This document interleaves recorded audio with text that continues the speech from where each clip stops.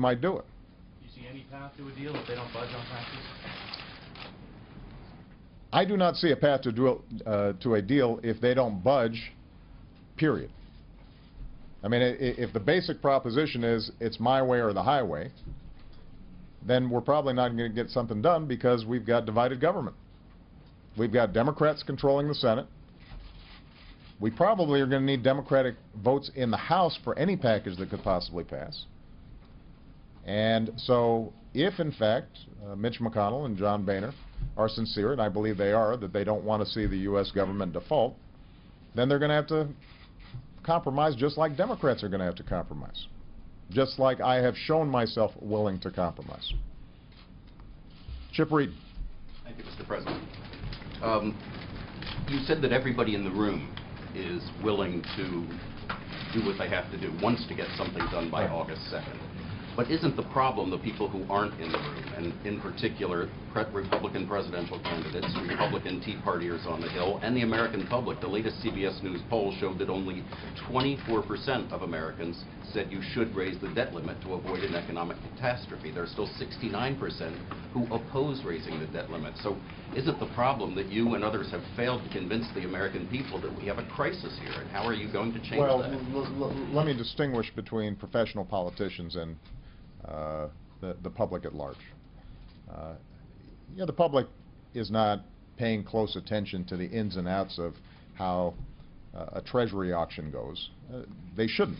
They're worrying about their family, they're worrying about their jobs, they're worrying about their neighborhood.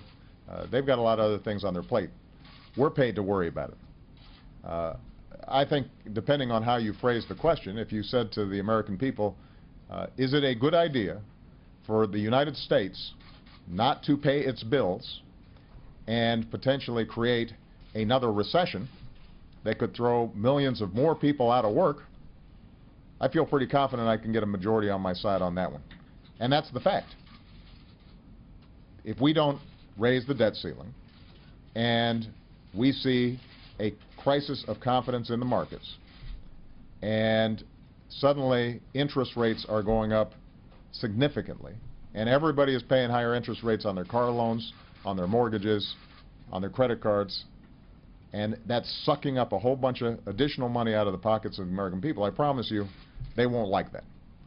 Now, I will say that some of the professional politicians know better, and for them to say that we shouldn't be raising the debt ceiling is irresponsible.